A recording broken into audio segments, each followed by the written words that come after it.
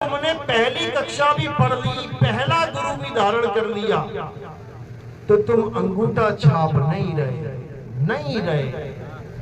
जहां पर भी साइन करने की बात आएगी तुम अंगूठा नहीं लगाओ, उसी दिन तुम पारखी बनोगे। नाम रखने से कोई पारखी नहीं हो जाता। अंधेरे में पैदा हुई बिटिया नाम रख दिया राउसनी, उससे बात नहीं बनेगी।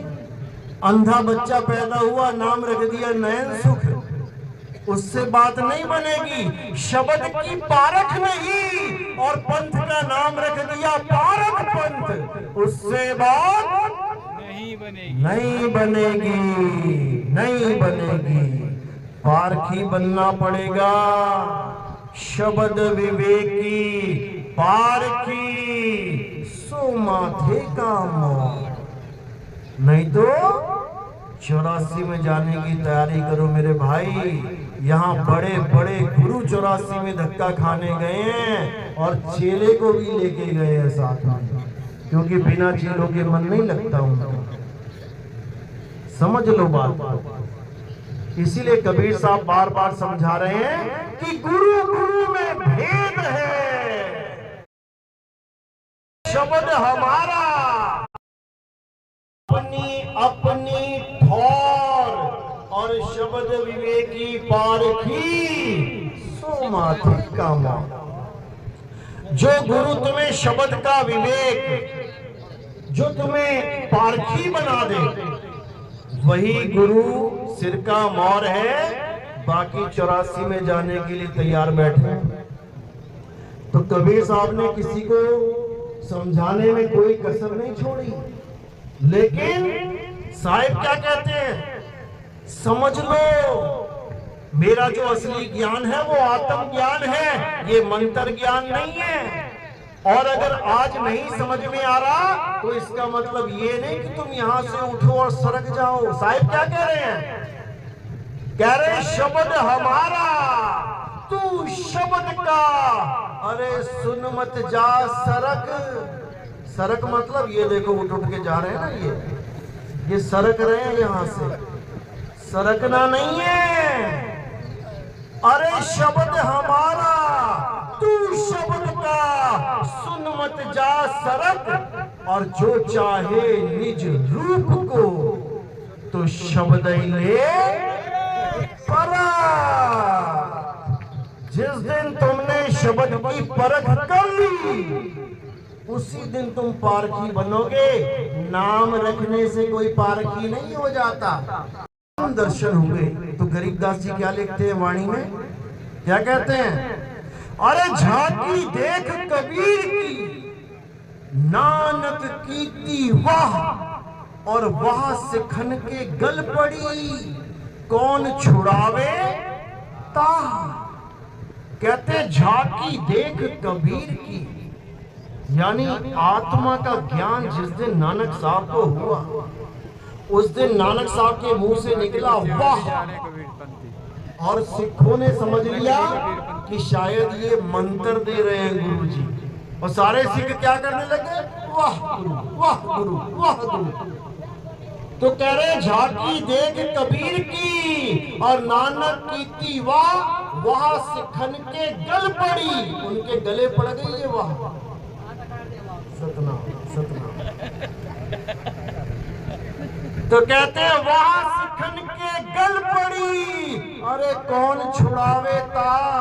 ये मंत्र कौन छुड़ाएगा सिखों से। वो कह के देखो जरा एक बार, क्या हो तुम सिख हो जी, वाहिगुरु वाहिगुरु करते हो, हाँ छोड़ दे। अरे क्या बात कर रहे हो, अरे भगवान ही छुड़वा दिया। तुम क्या हो, राम राम, मैं तो राम से नहीं पंथ से हूँ, राम राम करना छोड़ दे। अरे भाई क्या बात कर रहे हो, राम ही छुड़वा दिया। तुम कौन हो, मैं मुसलमान हूँ, अल्लाह अल्लाह करना छोड़ दे। क्या बात कर रहे हो बाप जी, अल्लाह अल्लाह ही छुड़वा दिया। अरे छोड़ना है इसको। सोई गुरु पूरा कहावे, जो दो अक्षर का भेद बतावे। एक छुड़ावे एक लखावे, तब प्राणी निज घर को जावे।